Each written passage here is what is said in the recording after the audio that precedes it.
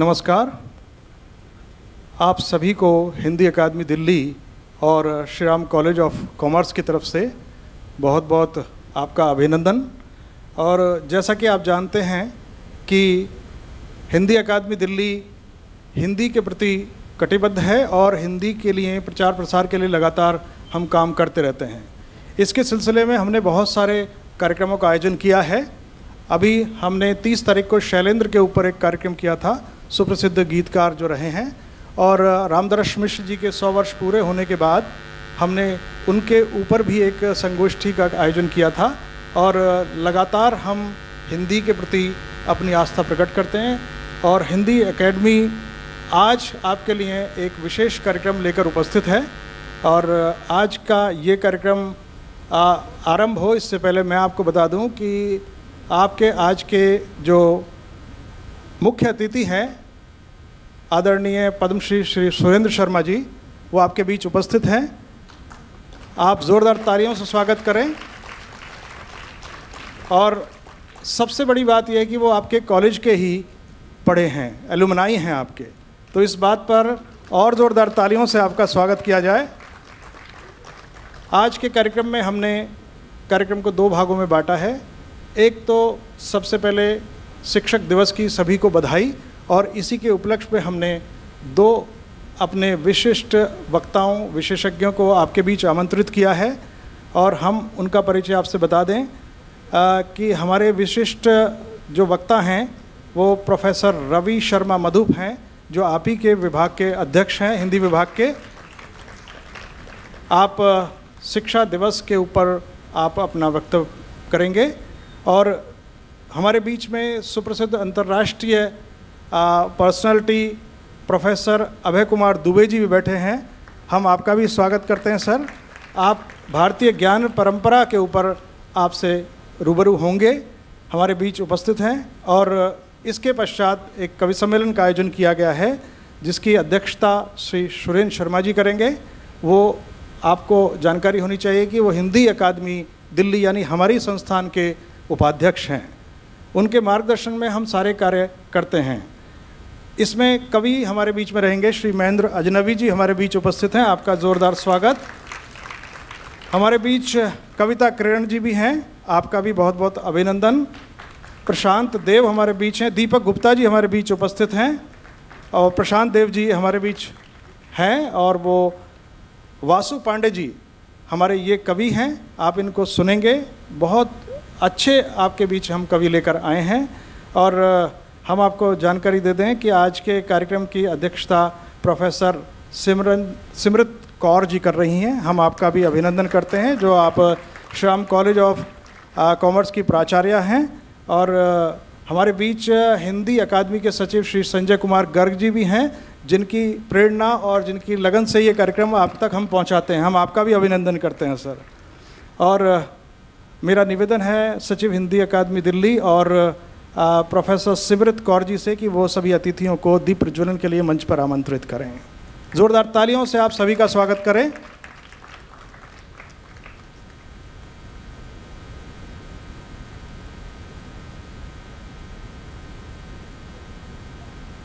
दीपक जी आप भी आइए, आप भी। महेंद्र जी आप भी। प्रशांत देव जी आप भी।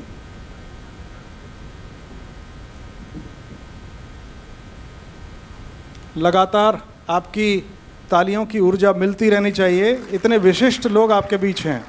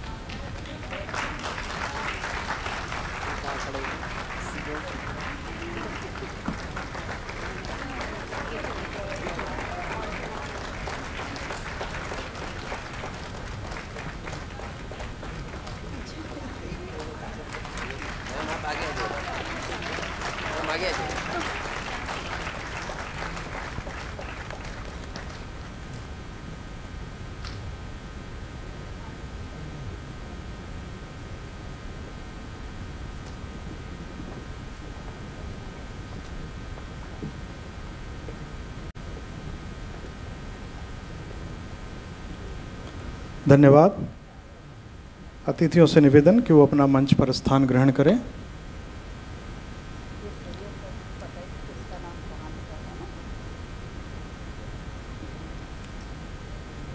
जैसा कि आप जानते हैं कि आज शिक्षक दिवस है, इसके उपलक्ष्य में इस कार्यक्रम का आयोजन यहाँ पर किया गया है और आज सर्वपल्ली डॉक्टर राधाकृष्णन का 136वां जन्मदिन है। तो ज़ोरदार तालियों से हम उनको नमन करते हैं, उनको याद करते हैं। और आगे की कार्यवाही के लिए हम निवेदन करते हैं प्रोफेसर रवि शर्मा मधुप जी से।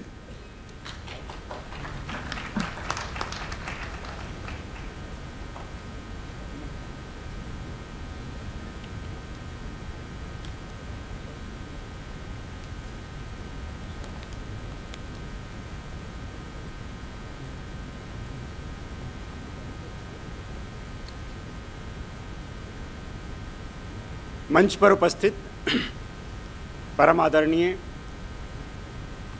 पद्मश्री सुरेंद्र शर्मा जी, हमारे कॉलेज की प्राचार्य प्रोफेसर सिमृत कौर जी, हमारे बीच उपस्थित आज के विशिष्ट वक्ता प्रोफेसर दुबे जी, हिंदी अकादमी के सचिव श्री संजय कुमार गर्ग जी, उप सचिव श्री ऋषि कुमार शर्मा जी, हिंदी अकादमी के अधिकारीगण जो यहाँ उपस्थित हैं, हमारे महाविद्यालय में शिक्षणरत हमारे साथीगण और आज के इस कार्यक्रम की जान, आज के इस कार्यक्रम में जो अभी रंग भरने वाले हमारे कविगण आए हैं और बड़ी संख्या में उपस्थित हमारे विद्यार्थीगण, मैं आज शिक्षक दिवस के अवसर पर सबसे पहले अपने सभी शिक्षक साथियों को अपनी ओर से और अपने प्राचार्य जी की ओर से हार्दिक शुभकामनाएं देता हूं। यह एक विशेष अवसर बन गया है, इसके बारे में भी आगे चर्चा करेंगे, लेकिन हम सब जानते हैं कि जीवन में शिक्षक का क्या महत्व होता है। हम प्रतिदिन अपने शिक्षक, अपने गुरु, अपने आचार्य के द्वारा दिखाए गए मार्गदर्शन, उनके द्वारा दिए गए शुभ उपदेश, ज्ञान के आधार पर अपने जीवन को आगे बढ़ाते हैं। ऐसे में जब हम प्रतिदिन उन्हें स्मरण करते हैं तो ऐसे विशेष अवसरों पर तो हमारा यह दायित्व बन जाता है कि उन अपने गुरुजन को, जिन्होंने किसी भी रूप में हमें कुछ भी ज्ञान दिया, हमारे बीच बहुत वरिष्ठ हमारे प्राध्यापक, हमारे गुरुजन प्रोफेसर प्रभात कुमार जी हमारे बीच पधार रहे हैं। बहुत आनंद का विषय है ये मेरे लिए।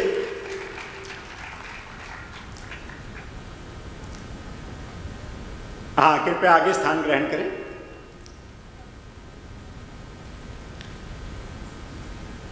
इनके पढ़ाए हुए हजारों विद्यार्थी देश विदेश में हिंदी की पताका फहरा रहे हैं। आपने हंसराज कॉलेज में बहुत लंबे समय तक प्राध्यापन किया और हजारों विद्यार्थियों का मार्गदर्शन किया, उनमें हिंदी के प्रति प्रेम को बढ़ाया। तो आज आपका यहाँ विशेष अभिनंदन है, स्वागत है। आप हमारे इस महाविद्यालय में पधारे हैं, हमारे लिए बहुत ही गौरव की बात है।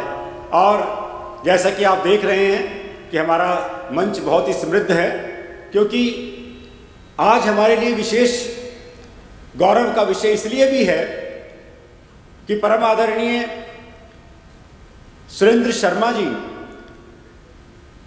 जो हास्य कवि सम्राट के रूप में जाने जाते हैं,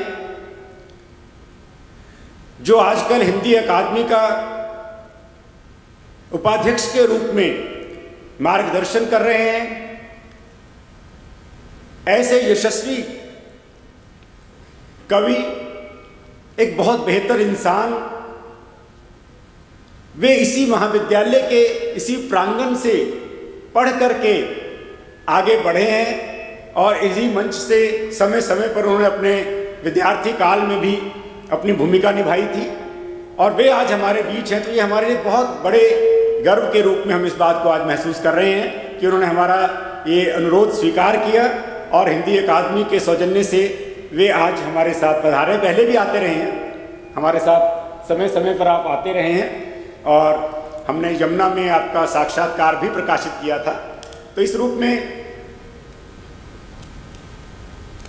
वे सदैव हमारा उत्साहवर्धन करते हैं और आज उनका विशेष रूप से अभिनंदन है। हमारे बीच में आज आए हैं समय निकाल करके और हम उनको आज सुनना चाहेंगे और आप सब उन्हें सुनने के लिए उत्सुक हैं, मैं जानता हूं, और हम सब के लिए आज विशेष अवसर है।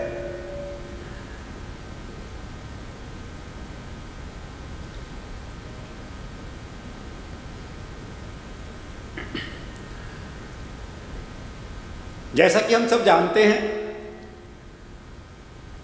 हिंदी हमारे संस्कारों की भाषा है, हिंदी हमारी संस्कृति की वाहक है, हमारे जीवन का एक बहुत बड़ा अंग हिंदी के माध्यम से हमें विकसित करने में योगदान देता है।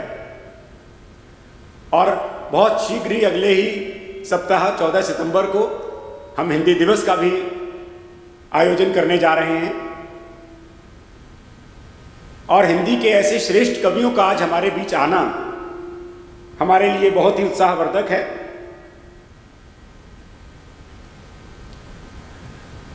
तो सबसे पहले हम अपने अतिथियों का स्वागत करना चाहेंगे।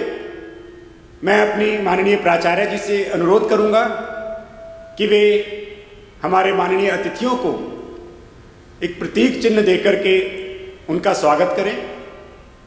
सबसे पहले माननीय श्री सुरेंद्र शर्मा जी का हम अभिनंदन करेंगे।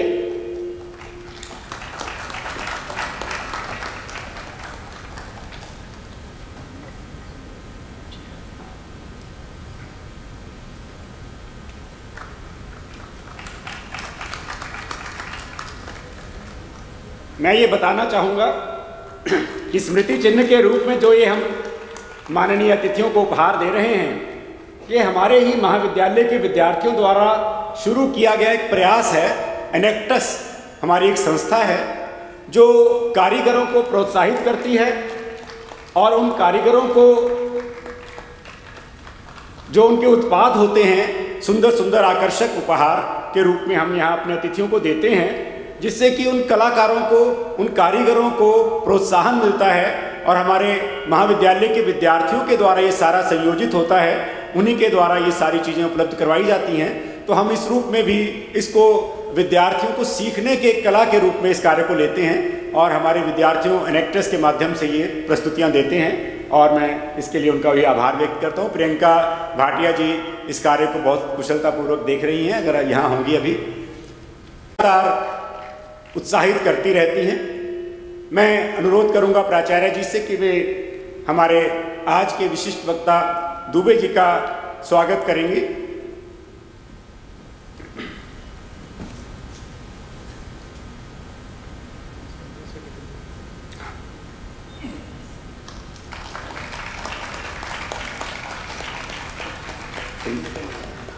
प्रिंसिपल करते हैं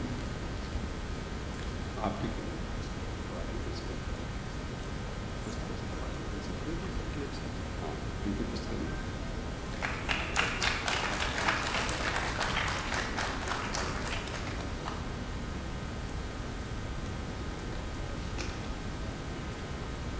प्रोफेसर अभय दुबे जी का बहुत अभिनंदन, स्वागत। मैं हिंदी अकादमी के सचिव महोदय से अनुरोध करूंगा कि वे हमारी प्राचार्य जी का पुस्तकों के माध्यम से स्वागत करें, क्योंकि पुस्तक एक ऐसा माध्यम है जो कि सदैव साथ रहता है।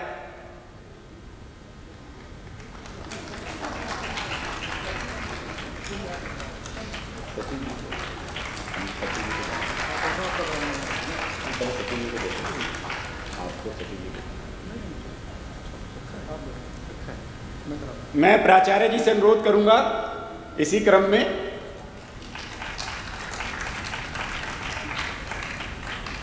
कि वे सचिव महोदय का अभिनंदन करें, स्वागत करें। हो गया?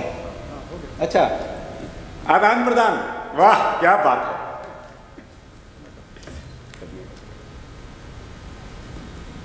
धन्यवाद प्रोफेसर रवि शर्मा मधुप जी। और जैसा कि आप जानते हैं कि आपके हिंदी विभाग अध्यक्ष आज के हमारे वक्ता भी हैं, तो सचिव हिंदी अकादमी से निवेदन है कि वो प्रोफेसर रवि शर्मा मधुप जी का मोमेंटो देकर स्वागत करें। जोरदार तालियों से आप स्वागत कीजिए।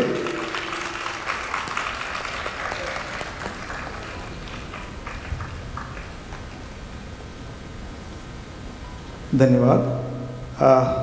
मेरा निवेदन है,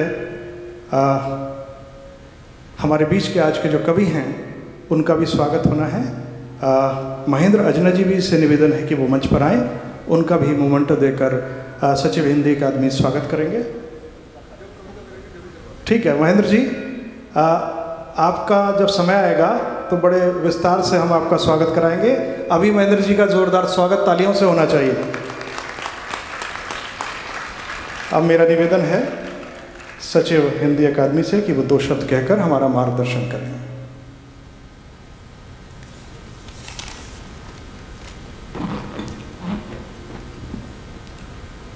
आप सभी को मेरा नमस्कार। शिक्षक दिवस के उपलक्ष्य में आयोजित इस कार्यक्रम के मुख्य अतिथि थी वह हमारी अकादमी के उपाध्यक्ष पद्मश्री सुरेंद्र शर्मा जी, कॉलेज की प्राचार्य प्रोफेसर सिमरत कौर जी, प्रोफेसर अबे दुबे जी, प्रोफेसर रवि शर्मा मधुक जी, उपस्थित सभी कविगण व उपस्थित युवा साथियों। इस शुभ अवसर पर सबसे पहले मैं अपने सभी शिक्षकों को नमन करता हूँ जो मेरे गुरुजन रहे हैं, और इस अवसर पर अगर मैं उनका नाम ना लूँ तो मैं मेरे ख्याल से सबसे बड़ा कृतज्ञ होऊंगा। और मैं आपको बताना चाहता हूँ कि मेरे जो शिक्षक रहे हैं प्रोफेसर सुमित सरकार, प्रोफेसर ज्ञान पांडे, प्रोफेसर अपर्णा बासु, प्रोफेसर राम लखन शुक्ल, प्रोफेसर अरविंद सिन्हा, जिनको मैं आज नमन करता हूँ इस मंच के माध्यम से, और कॉलेज इसके अलावा स्कूल के अंदर डॉक्टर जोशी, डॉक्टर चड्डा जिन्होंने मुझे शिक्षित किया, मैं उनको भी याद करता हूँ और नमन करता हूँ। मैं आज इस मंच के माध्यम से अपने सभी युवा साथियों को यह संदेश देना चाहता हूँ कि वे मौलिक ज्ञान के ऊपर अपना ध्यान केंद्रित करें, ना कि सोशल मीडिया द्वारा फैलाए जा रहे अधकचरे ज्ञान को ग्रहण करें। अगर हम मौलिक ज्ञान पर ध्यान केंद्रित करेंगे तो सफलता अवश्यंभावी है। साथ ही मैं यह भी कहना चाहूँगा कि कोई भी व्यक्ति इस भ्रम में ना रहे कि गुरु के बिना कोई भी अपनी नैया पार लगा सकता है। जिसके सानिध्य में हमें भय रहित मन की शांति मिलती हो और जो हमारी गलतियों पे मुस्कुराहट के साथ सफलता के द्वारा रास्ता प्रदत्त करता है, वही सच्चे मायने में हमारा गुरु हो सकता है। इन्हीं शब्दों के साथ मैं श्री राम कॉलेज के सभी साथियों, हिंदी अकादमी के अपने सभी साथियों का इस शानदार आयोजन के लिए बहुत बहुत धन्यवाद करता हूँ। नमस्कार, धन्यवाद।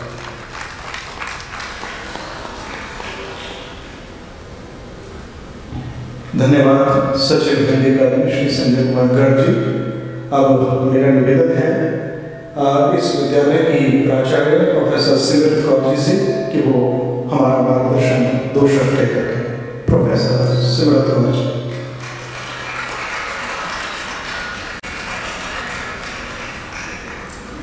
बहुत बहुत धन्यवाद। आज का दिन सबसे पहले तो मेरे शिक्षकों के लिए बहुत बहुत बधाई। जो काम आप लोग नेशन बिल्डिंग की ओर करते हैं, आई थिंक इससे ज़्यादा नोबल कॉज कोई और हो नहीं सकता। So my heartiest congratulations, compliments to the very deserving faculty sitting in front of me today. Thank you for steering the growth path of Shri Ram College of Commerce through mentorship of the students. आज का दिन और भी बहुत खास है। हमारे साथ सुरेंद्र शर्मा जी जुड़े हुए हैं।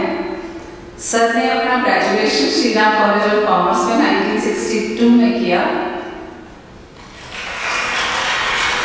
और मैं अपने आप को समझती हूँ कि मैं क्लोजर टू रिटायरमेंट हूँ, तो बहुत साल हमने काम कर लिया, लेकिन आज एक लगा कि जब इन्होंने ग्रेजुएशन भी कर लिया तब तो हम पैदा भी नहीं हुए थे।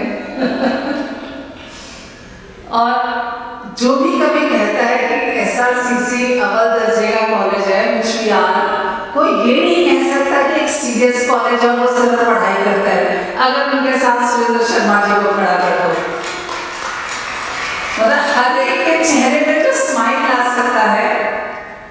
और ग्रेजुएशन भी यहाँ से करने के बावजूद सर वर्ल्ड में बिल्कुल प्रॉपर जाता है कि जो SRCC है, it is a multidisciplinary college in all aspects. सिर्फ पढ़ाई में नहीं, नेशनल एजुकेशन पॉलिसी तो आपको सब्जेक्ट से मल्टीडिसिप्लिनरिटी ला रही है, हम तो हर फॉर्म मल्टीडिसिप्लिनरिटी भी ला रहे हैं। Thank you so much sir for being with us. मंच पे बैठे और भी मेरे चीफ गेस्ट जो बैठे हुए संजय कुमार जी और professor Atul Kumar ji, thank you so much. और रवि जी को जिन्होंने ये प्रोग्राम का आयोजित किया है, प्रोफेसर रवि शर्मा को मेनी थैंक्स। अगर मैं आज किसी को भी दो ही भागों में बांटूं जिस तरह कहा गया है, तो पहला तो शिक्षक दिवस है। और आई थिंक अगर आपने कभी बातचीत करनी है which is the most noble profession, then there is no other profession which comes even near the level which is of a teacher. इतनी उम्दा उत्तम किस्म का ये कार्य है। और हम लोगों का फर्ज केवल क्लासरूम में शिक्षा प्रदान करना नहीं है, वो तो बेसिक है। पाठ्यक्रम तो खत्म करना हमारी जिम्मेदारी है, वो हमारा ओवरऑल कार्य नहीं है। अब संपूर्ण शिक्षक जो है वो पाठ्यक्रम के साथ साथ आपको नैतिक शिक्षा देगा, आपको कौशलता की शिक्षा देगा और आपको जीवन लाइफ स्किल्स जिसको बोलते हैं, जीवन में किस तरह कौशल होना है, कठिनाइयों को किस तरह आपने संभालना है, उस सभी तरह की शिक्षा देगा। और it is a matter of great regret कि आजकल इस तरह के शिक्षक बहुत कम हो चुके हैं। अभी भी अगर मैं अपने आप को भी इसी ढांचे में बोल रही हूँ, ये मैं किसी और के ऊपर नहीं, starting from each one of us, बहुत कम लोग हैं जो अपना जीवन सिर्फ दूसरों को शिक्षा देने के प्रदान में ही संपूर्ण करते हैं। हमें तो क्लासरूम में कभी ये भी बताया जाता है कि हम अटेंडेंस क्यों लेते हैं, तो एक दिमाग में यही आता है अरे इसका इतना परसेंट नहीं आया तो इसको क्लास में नहीं बिठाना। बट क्या हम बच्चे की अटेंडेंस का इसीलिए ले रहे हैं कि उसको क्लास में नहीं बिठाना? वो तो बेसिक होना चाहिए। हम में से कितने लोग हैं जिन्होंने उस बच्चे को कनेक्ट करने की कोशिश करी है जो क्लास में नहीं आया? हम में से कितने लोग हैं जिन्होंने समझने की कोशिश करी है कि उस बच्चे को क्या प्रॉब्लम्स हो सकती है जिसके वजह से वो क्लास में नहीं आया? शायद हम लोग बॉदर्ड ही नहीं है, हमारे लिए एक नंबर रह जाता है, इसकी अटेंडेंस 35% है या इसकी 53% है या 99। हम लोग एक डेटा एनालिटिक मशीन की तरह बन गए हैं, लेकिन हमें जो स्टोरी वो नंबर बता रहा है बच्चा कितना कॉलेज में आ रहा है, चाहे वो SRCC का बच्चा हो चाहे वो किसी भी कॉलेज का बच्चा हो, उसके बियॉन्ड हम लोग सबको जानने को तो हमारा काम है एज अ टीचर। सिर्फ एग्जामिनेशन पास कराना तो बिल्कुल भी काम नहीं है। और जिस इज्जत से दुनिया हमें देखती है, आप SRCC का तो ब्रांड हटाई दीजिए, नंबर 1 है तो कुछ ज्यादा ही रिस्पेक्ट मिलती है, लेकिन कहीं का भी शिक्षक, एक गांव के स्कूल का भी शिक्षक जब जाकर बताता है कि मैं शिक्षक हूं, ही कमांड्स रिस्पेक्ट। ये प्रोफेशन का जो टीचिंग है इसका कोई तोड़ नहीं है। एक जो सेम तरह की आती है वो मैन इन यूनिफॉर्म, वो जो लोग देश के लिए करते हैं हम लोग तो युवक के लिए कर रहे हैं। और अगर हम लोग वाकई में चाहते हैं विकसित भारत बनना है तो एजुकेशन एंड स्किल सेट्स, उसके बिना तो आगे जा ही नहीं सकता ना, हमें तो सस्टेनेबल डेवलपमेंट को लाना है। So what are the teachers doing? We are doing the right thing, but wherever we are not and there are gaps, those gaps need to be filled. और introspection is the best way to improve. हमें किसी और को देख करके बढ़िया नहीं बनना, हमें अपनी संस्कृति में ही इतने एग्जाम्पल्स मिल जाएंगे जिसको अगर हम आज के वक्त में लागू करें तो इंडियन एजुकेशन सिस्टम आज भी ग्लोबल एजुकेशन सिस्टम से कम नहीं होगा। नालंदा गायब हो चुका है, उसके वैल्यू सिस्टम्स गायब हो चुके हैं, गुरुकुल गायब हो चुका है। गुरु शिक्षक, अगर आप कोई भी श्लोकास वेदास उपनिषद में जाएंगे तो जो दर्जा गुरु को दिया गया है उतना ही डिसाइपल को दिया गया है। Disciple is also very important. सीखना तो बहुत बड़ी चीज है, सीखना जो सीखता है वो एम्पावर होता है और स्टूडेंट को ही एम्पावरमेंट चाहिए। लेकिन जो लोग एम्पावर होना चाहते हैं, जो हमारे शिष्य हैं, उन सब में उम्दा दर्जा शिक्षक का है, even in the levels of empowerment. The most empowered is the person who is imparting knowledge to the set of people who need to be empowered. और दूसरी बात, जब हम शिक्षक दिवस से हट करके अगर निकलते हैं और हम लोग समझने की कोशिश करते हैं कि हिंदी हमने कहाँ छोड़ दी पीछे।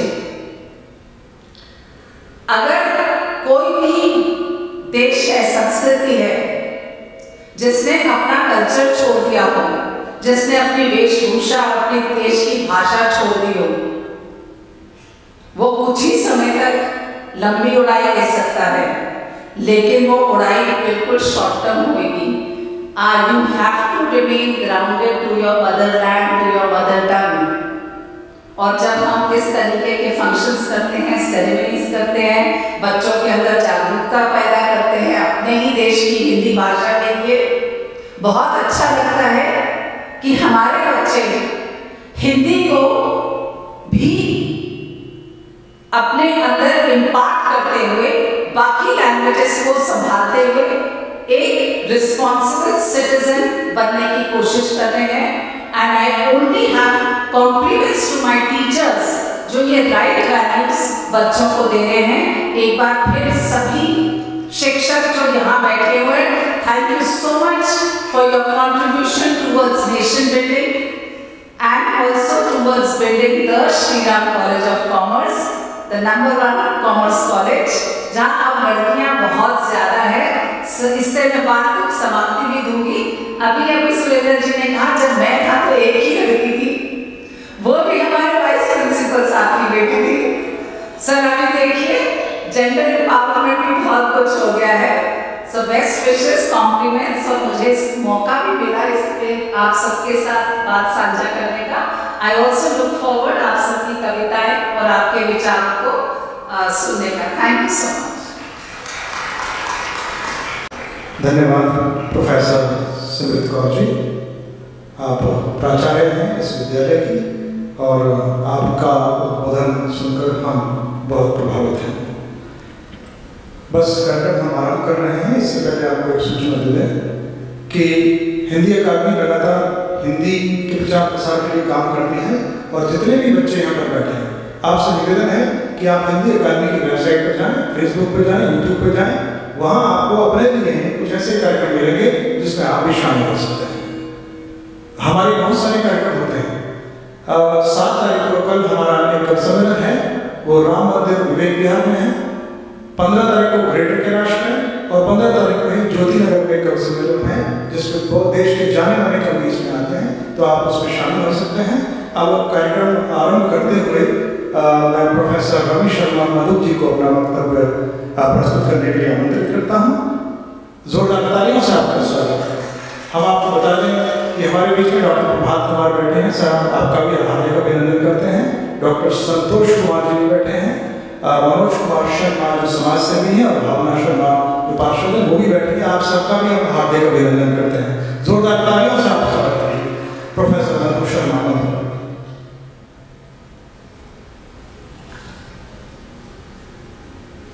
गुरुर्ब्रह्मा गुरुर्विष्णु गुरुर्देवो महेश्वरः, गुरुर् साक्षात् परं ब्रह्म तस्मै श्री गुरुवे नमः। मंच पर उपस्थित विद्वजन, मेरे सम्मुख उपस्थित साहित्य श्रोतागण, आज का ये पावन दिवस विशेष महत्वपूर्ण है, और गुरु के महत्व के बारे में मुझे लगता है कि आप सबने कभी ना कभी कबीर के दोहे के रूप में या तुलसी के दोहे के रूप में सुना होगा, जब कबीर कहते हैं गुरु गोविंद दो खड़े काके लागू पाए, बलिहारी गुरु आपने जिन गोविंद दियो मिलाए। तो वह गुरु का दर्जा आचार्य, शिक्षक, अंग्रेजी में टीचर, उर्दू में उस्ताद, अलग अलग भाषाओं में अलग अलग नाम हैं। लेकिन आज मैं केवल अपनी बात को शिक्षक दिवस के अवसर पर जो इसके पीछे हुए महापुरुष जिनके कारण ये दिवस मनाया जा रहा है, मैं अपने आप को ये सीमित करूंगा, क्योंकि बहुत सी बातें अन्य विषयों पर इससे संबंधित हो सकती हैं। लेकिन आज मैं चाहूंगा कि हम उस महान विभूति को याद करें जिनकी स्मृति में यह पावन दिवस को नाम दिया गया है, शिक्षक दिवस। तो मैं बिना लंबी भूमिका के सीधी अपनी बात रखना चाहूंगा। भारत के प्रथम उपराष्ट्रपति और द्वितीय राष्ट्रपति, यानी 1952 से 1962 तक 10 वर्ष उपराष्ट्रपति के रूप में रहे, और उसके बाद 5 वर्ष 1962 से 1967 तक 5 वर्ष भारत के दूसरे राष्ट्रपति के रूप में रहे राजेंद्र प्रसाद जी के बाद।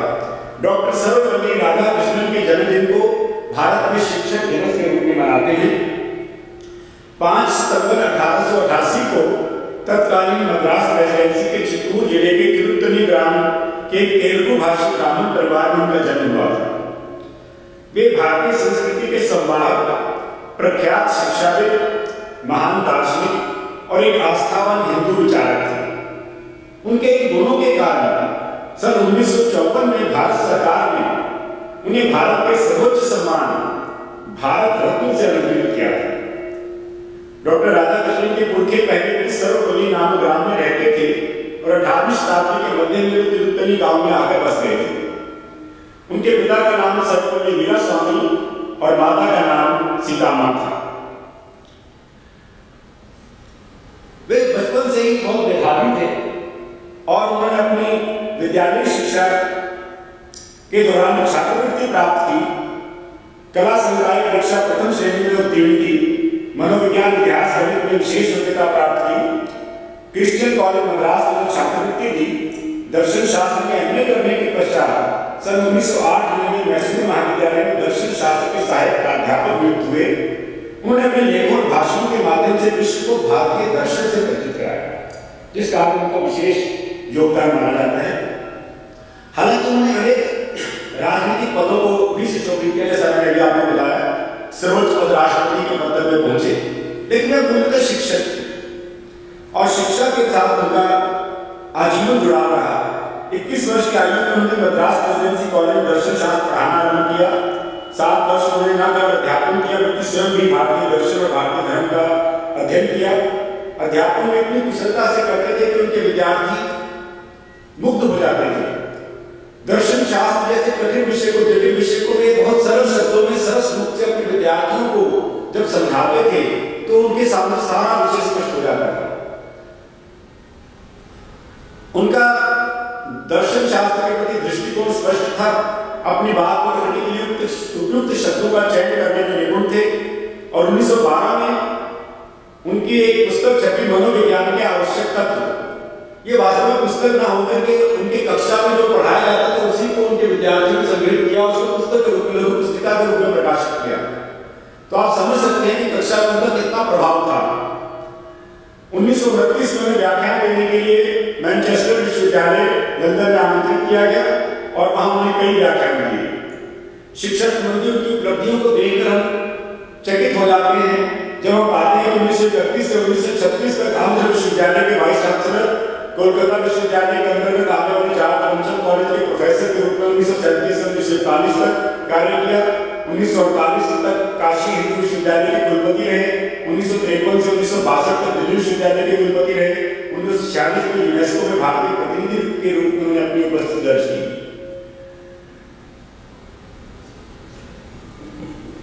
उनका जो शिक्षा से संबंधित योगदान था वो बड़ा महत्वपूर्ण है, जिस कारण हम शिक्षक दिवस के रूप में उनके जन्म को याद करते हैं।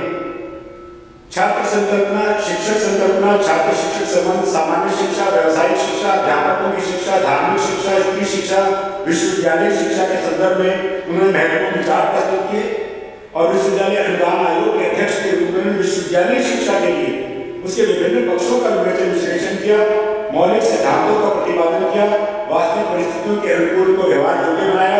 क्योंकि उनका यह मानना था कि किसी देश की शैक्षिक, राजनीतिक, सामाजिक चेतना उस देश के विश्वविद्यालय की श्रेष्ठता के अभिन्न अंग होते हैं। डॉक्टर राधाकृष्णन ने शिक्षा के महत्व को विभिन्न दृष्टिकोणों से स्पष्ट किया। शिक्षा को मनुष्य और समाज का निर्माण करने का प्रमुख साधन माना। शिक्षा मानसिक प्रशिक्षण के साथ साथ कल्पना शक्ति और मनोभावों को निर्बल करने का कार्य करती है। केवल ज्ञान और कौशल ही नहीं, सहयोगी जीवन के लिए शिक्षा होनी चाहिए। मैं अपनी बात को बहुत संक्षेप में लाने की कोशिश कर रहा हूँ, क्योंकि मुझे मालूम है कि आप लोग कवियों को सुनने आए हैं, लेकिन चूंकि आज का दिन महत्वपूर्ण है तो मैं प्रयास कर रहा हूँ कि कुछ छोटी मोटी उनकी मुख्य बातें आपके सामने रखूँ। शिक्षा को वे आजीवन चलने वाली प्रक्रिया मानते थे और मानव शिक्षक से सीखता है, स्वयं भी सीखता है, जीवन और अपने अनुभवों से सीखता है, प्रत्येक क्षण प्रत्येक कदम पर सीखता है, अपने घर समुदाय पत्र पत्रिका अन्य तकनीकों से भी सीखता है, आजीवन सीखता है। उनका मानना था कि शिक्षा संपूर्ण जीवन अनुभव है। मूलतः दार्शनिक चिंतक होने के कारण उन्होंने शिक्षा को केवल सूचना और प्रौद्योगिकी तक सीमित नहीं किया, बल्कि शिक्षा का साध्य है मनुष्य को उच्चतर जीवन और तदनुसार दृष्टिकोण की प्राप्ति में सक्षम बनाना। वे सामाजिक रूपांतरण के लिए सत्य की खोज और सामाजिक उन्नति के कार्यों के रूप में भी शिक्षा की कल्पना करते हैं, जिससे एक सभ्यता का निर्माण किया जा सके। उन्होंने मानव मन की एकता पर बल दिया।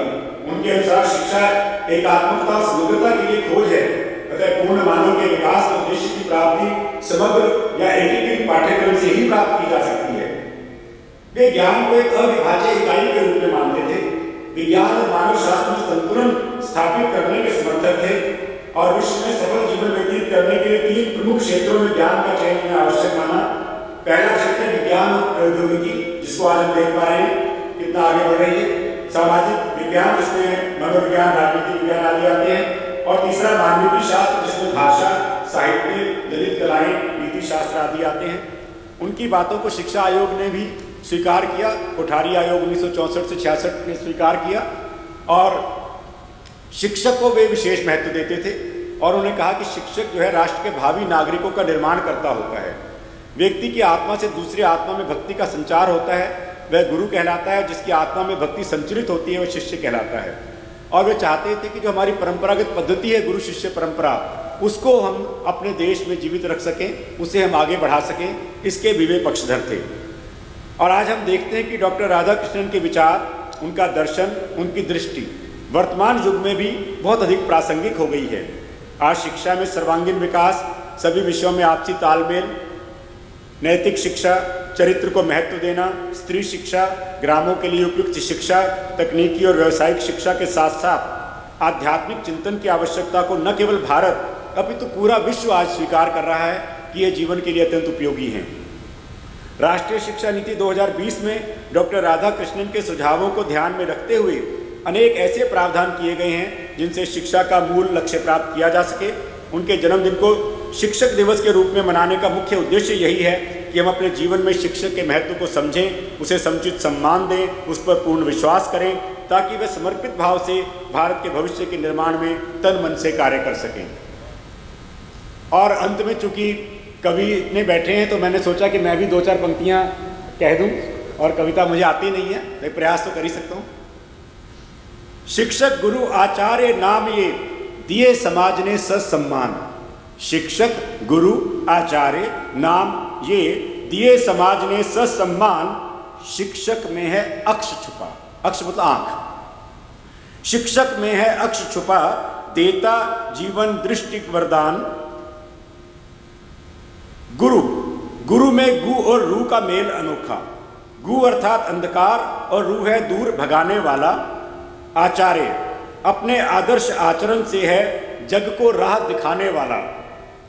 स्वयं दीप की लौसा जल अज्ञान तिमिर को लेता हर। मन मस्तिष्क मानस संतति का। गुरु के लिए उसके बच्चे जो हैं मानस संतति के रूप में होते हैं, उसके संतान के रूप में होते हैं। मन मस्तिष्क मानस संतति का ज्ञान आलोक से देता भर। शिक्षक सा जग में ना दूजा, नहीं चाहता धन दौलत। बने भविष्य शिष्य राष्ट्र का। बने भविष्य शिष्य और शिष्य के माध्यम से राष्ट्र का, इसलिए इसको राष्ट्र निर्माता भी कहा जाता है। बने भविष्य शिष्य राष्ट्र का, यही कामना करता हर पल। आओ आओ करें हम नित्य नमन। चरण रज मस्तक पर कर धारण। शुभ आशीष पाकर गुरुजन का, करें नाम रोशन राष्ट्र परिजन का। करें नाम रोशन राष्ट्र परिजन का। आप सभी का धन्यवाद। आपने धन्यवाद प्रोफेसर रवि शर्मा मधुप जी, आपने बहुत अच्छा वक्तव्य दिया और हमारा मार्गदर्शन किया, और शिक्षक दिवस के ऊपर आपकी जो सोच है वो हमारे बच्चे स्वीकार करेंगे। ज़ोरदार तालियों से आप प्रोफेसर साहब का स्वागत करें। अब हमारे बीच प्रोफेसर अभय दुबे जी हैं। आपको यहाँ पर भारतीय ज्ञान परंपरा के विषय में कुछ बात बताएंगे। आप अंबेडकर विश्वविद्यालय में प्रोफेसर हैं। हम आपका हार्दिक अभिनंदन करते हैं सर। आप से निवेदन करते हैं कि आप अपना वक्तव्य हम सब के बीच में दें। ज़ोरदार तालियों से स्वागत करें। और बहुत बहुत धन्यवाद। मैं शिक्षक दिवस के इस मौके पर यहाँ पर सभी गुरुजनों का अभिनंदन करता हूँ, क्योंकि मुझे इस बात का गहरा एहसास है कि अगर आचार्य राधा वल्लभ त्रिपाठी, आज से करीबन 20 वर्ष पहले आचार्य राधा वल्लभ त्रिपाठी का कौटिल्य के अर्थशास्त्र पर लिखा हुआ निबंध मैंने नहीं पढ़ा होता तो मैं अपना बाकी जीवन जो पश्चिमी सामाजिक सिद्धांत है, वेस्टर्न सोशल थियरी है, उसी का अध्ययन करते हुए गुजार देता। मैं मार्क्सिज्म का अध्ययन करता, मैं फेमिनिज्म का अध्ययन करता, लिबरलिज्म का अध्ययन करता, सेकुलरिज्म का अध्ययन करता, जो कि उस वक्त मैं इन्हीं चीज़ों को पढ़ता रहता था लगातार। लेकिन आचार्य राधा वल्लभ त्रिपाठी के वाङ्मय का एक छोटा सा हिस्सा जब मेरे सामने आया, तब मुझे लगा कि मैं अपना समय बर्बाद कर रहा हूँ और मुझे किसी और काम में लगना चाहिए। तो आज का विषय है भारतीय ज्ञान परंपरा की प्रासंगिकता। तो आप लोगों को थोड़ा ताज्जुब भी हो रहा होगा कि जो ज्ञान परंपरा, या तो कोई ज्ञान परंपरा आज जीवित नहीं है, या वो म्यूज़ियम में या संग्रहालय में रखने की चीज़ हो गई है। अगर ऐसा नहीं है तो फिर हम उसकी प्रासंगिकता के ऊपर, आज की ज़िंदगी में उसका क्या उपयोग है, उसकी क्या रेलेवेंस है, उसके ऊपर हम क्यों विचार कर रहे हैं। इसका सीधा मतलब है कि कुछ ना कुछ तो उस ज्ञान परंपरा के साथ में ऐसा घटित हुआ है कि आज के ज़माने में 21वीं सदी में हमें उसकी प्रासंगिकता पर विचार करने की आवश्यकता पड़ रही है। और हम जानते हैं, अभी बताया भी हमारे पूर्व वक्ता ने, कि ये डॉक्टर राधाकृष्णन जो कि विश्व के महानतम दार्शनिकों में से एक थे और भारतीय दर्शन और के बारे में, पश्चिमी दर्शन के बारे में, दोनों का तुलनात्मक अध्ययन करने के बारे में उनका योगदान बहुत महत्वपूर्ण है।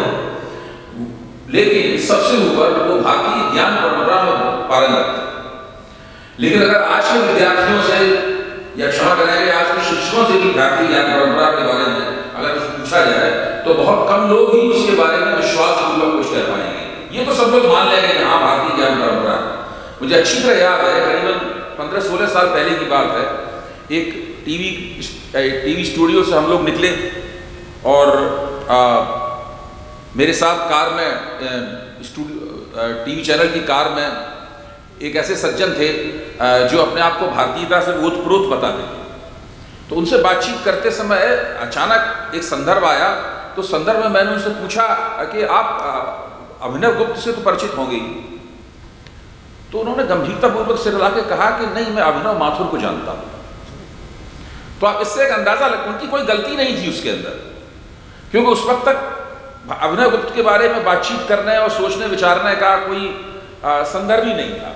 कोई इन चीज़ों के बारे में कोई सोचता भी नहीं था।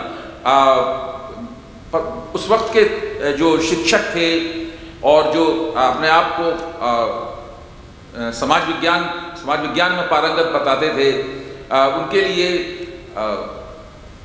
आज से 1000 साल पहले से भी ज़्यादा कश्मीर के शैव दर्शन में पैदा हुए एक महान सौंदर्य शास्त्री अभिनव गुप्त, जिनके भी गुरु थे आनंदवर्धन, तो उनके बारे में अगर उन्हें कोई जानकारी नहीं थी तो इसमें कोई आश्चर्य की बात नहीं थी। इसीलिए मैं बहुत संक्षेप में, केवल 1 या 1.5 मिनट के अंदर मैंने एक खाका तैयार किया है, एक नक्शा तैयार किया है कि दरअसल इसको हम लोग भारतीय ज्ञान परंपरा कहते हैं, वो है क्या। ज़्यादा समय न लगे इसलिए मैं 10-12 पंक्तियों में उसको लिख के लाया हूँ। इससे आपके सामने स्पष्ट हो जाएगा कि जिस चीज़ को हम लोग भारतीय ज्ञान परंपरा कहते हैं, वो मानते हैं कि हमारी अपनी है और हम भी उसकी देन हैं, वो है क्या। भारतीय ज्ञान परंपरा के मुख्य तौर पर 7 आयाम हैं। पहला आयाम है श्रुति, जिसको आप वैदिक परंपरा भी कह सकते हैं। हम 4 वेदों को जानते ही हैं, ऋग्वेद, सामवेद, अथर्ववेद और यजुर्वेद। वेदों के भी 4 भाग हैं, मंत्र, ब्राह्मण, आरण्यक और उपनिषद। उनके उपवेद हैं, जिनको आप विद्याओं के रूप में भी कह सकते हैं, आयुर्वेद, शिल्पशास्त्र, गंधर्व वेद, धनुर्वेद और दंड नीति। अब उसका दूसरा आयाम है स्मृति, 4 स्मृतियां बहुत ही विख्यात हैं, मनुस्मृति, याज्ञवल्क्य स्मृति, शंख स्मृति और पराशर स्मृति। तीसरा हिस्सा है उसका शास्त्र। शास्त्र में शिक्षा, निरुक्त, छंद, व्याकरण, कल्प और ज्योतिष। इसमें पहले जो 4 शास्त्र हैं, शिक्षा, निरुक्त, छंद, व्याकरण, इनका संबंध भाषा से है। शिक्षा यानी भाषा पर ध्वन्यात्मक रूप से विचार, निरुक्त यानी अर्थ विज्ञान, व्याकरण यानी संरचना विज्ञान और छंद यानी भाषा की लय का अध्ययन। और बाकी दो हैं कल्प और ज्योतिष यानी धर्म विज्ञान, खगोल विज्ञान और गणित विद्या। चौथा आयाम है पुराण। पुराणों की संख्या 18 है। इनमें आपको भारतीय समाज का, समुदायों का इतिहास मिलेगा, उनकी कथाएं मिलेंगी, उनकी वंशावलियां मिलेंगी और वो दृष्टांत मिलेंगे जिनके जरिए बहुत गहरी बातें समझाई गई हैं। इसका 5वां आयाम है दर्शन। वैसे तो हम लोग सब षड दर्शन के बारे में जानते हैं कि षड दर्शन, आस्तिक दर्शन, 6 दर्शन आस्तिक दर्शन कहलाते हैं और चारवाक, बौद्ध और जैन दर्शन है। चूँकि वो वेदों को नहीं मानते इसलिए उनको हम लोग नास्तिक दर्शन कहते हैं। ये पश्चिम में नास्तिक का मतलब होता है जो ईश्वर में विश्वास नहीं करता, लेकिन भारत में जो लोग वेदों को नहीं मानते उनको नास्तिक दर्शन कहा जाता है। लेकिन अगर सारे दर्शनों को मिला लिया जाए तो ये जो दार्शनिक परंपरा है पूरी की पूरी, वो उससे कहीं परे चली जाती है। इन दर्शनों में बौद्ध, मीमांसा, वेदांत, सांख्य, वैशेषिक, न्याय, जैन, योग, व्याकरण दर्शन, चारवाक, शैव सिद्धांत, कश्मीर शैव, अद्वैत वेदांत, विशिष्टाद्वैत, वीर शैव, न्याय वैशेषिक, निम्बार्क वेदांत, विशिष्टा शैव द्वैत, हठ योग, भक्ति दर्शन, वल्लभ वेदांत, द्वैताद्वैत, योग वासिष्ठ और अचंत भेदाभेद। 6वां आयाम है नीति। 3 मशहूर नीति ग्रंथ हैं, शुक्र नीति, विदुर नीति और कामंदक नीति। 7वां आयाम है महाकाव्य, जिन महाकाव्यों पे हमारा पूरा समाज टिका हुआ है और हम लोगों के जीवन में व्याप्त हैं। ऐसे 4 महाकाव्य हैं, वाल्मीकिकृत रामायण जो कि संस्कृत में है, व्यासकृत महाभारत जो कि संस्कृत में है, तुलसीकृत रामायण जो कि अवधी में है और अश्वघोषकृत बुद्धचरित। इन्हीं के आधार पर संस्कृत में 5 और महाकाव्यों की रचना हुई है, जिन्हें पंच महाकाव्य कहते हैं। कालिदास कृत रघुवंशम और कुमार संभव, भारवीकृत किरातुर्जनियम, मालकृत शिशुपालवध और श्रीहर्षकृत नैषध चरित्र।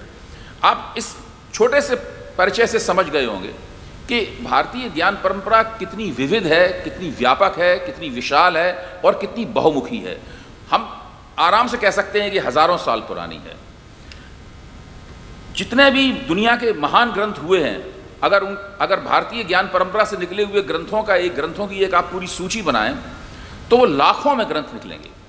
और उन लाखों ग्रंथों में और करोड़ों पांडुलिपियां हैं जो उन ग्रंथों के ऊपर भाष्य और टीकाएं हुई हैं, उनकी करोड़ों पांडुलिपियां हैं। उनमें से कम 3/4 पांडुलिपियां संस्कृत में है और बाकी अन्य भारतीय भाषाओं में मिलेंगी।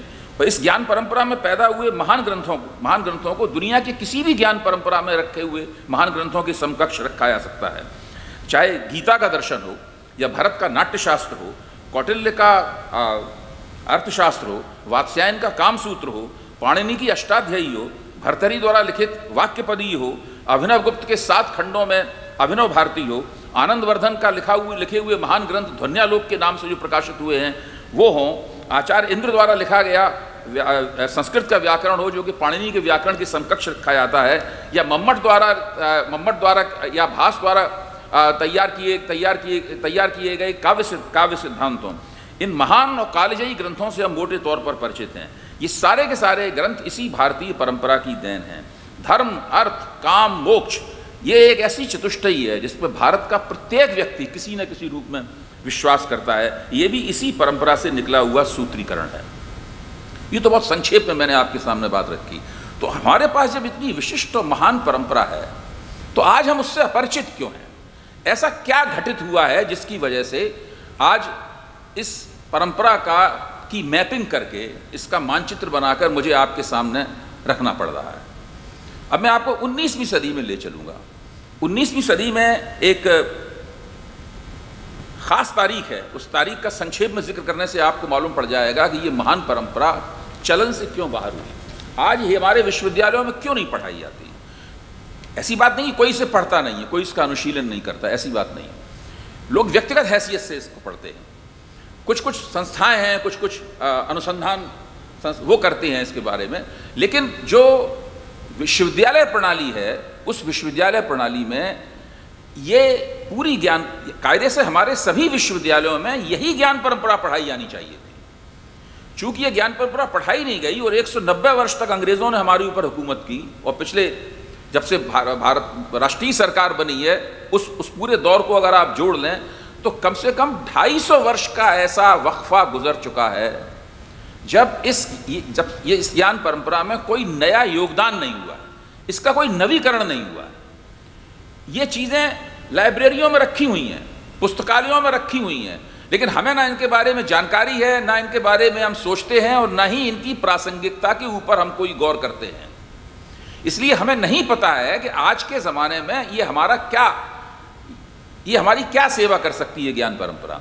आज के ज़माने की राजनीति, आज के ज़माने का राज्य शास्त्र, स्टेट क्राफ्ट, आज के ज़माने की अर्थशास्त्र, आर्थिक नीति, आज के ज़माने की युद्ध नीति, विदेश नीति, आखिरकार या जो जिस तरह से हमारा भवन निर्माण कला है हमारी आज की, हमारे शहर हैं, हमारे गांव हैं, हमारी सिंचाई व्यवस्था, विज्ञान, कला, संस्कृति, इन सब में ये परंपरा हमारी क्या मदद कर सकती है, इसका पता हमें इसलिए नहीं है क्योंकि पिछले 250 साल से हमने इसका इस्तेमाल ही नहीं किया है। ये डिसयूज में पड़ी हुई है बिल्कुल। केवल हमारे मन में इसके बारे में सोच के गुदगुदी होती है कि हमारे पास एक महान ज्ञान परंपरा है, लेकिन हमसे पूछा जाए कि भाई भारत के नाट्यशास्त्र का आप क्या करते हैं, आप वात्स्यायन के कामसूत्र का क्या करते हैं, आप तो हम उसके बारे में कुछ भी नहीं बता पाएंगे। कौटिल्य के अर्थशास्त्र का हमारी कूटनीति से, हमारे राज्यशास्त्र से क्या संबंध है, तो कुछ एक मोटी मोटी बातें कहने के अलावा बौद्ध दर्शन है वो हमारे आम रोज़मर्रा की ज़िंदगी में हमारे लिए क्यों उपयोगी है, क्यों उपयोगी नहीं है। यहाँ तक कि जो बौद्ध धर्मावलंबी हैं वो भी उसके बारे में ना के बराबर जानते हैं।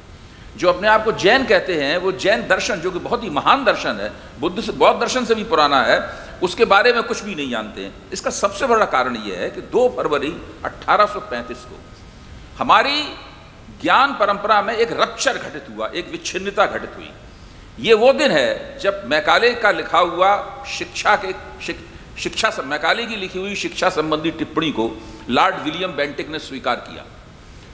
ये 5000 शब्द का केवल दस्तावेज है, जो आप नेट पर अगर टाइप करेंगे तो वो तुरंत आपको दिख जाएगा, और जैसे ही दिखेगा आप इस 5000 शब्दों को पढ़ेंगे आपके सामने स्पष्ट हो जाएगा कि भारतीय ज्ञान परंपरा को बेकार बताकर कूड़ेदान में फेंकने का काम इसी दिन हुआ था।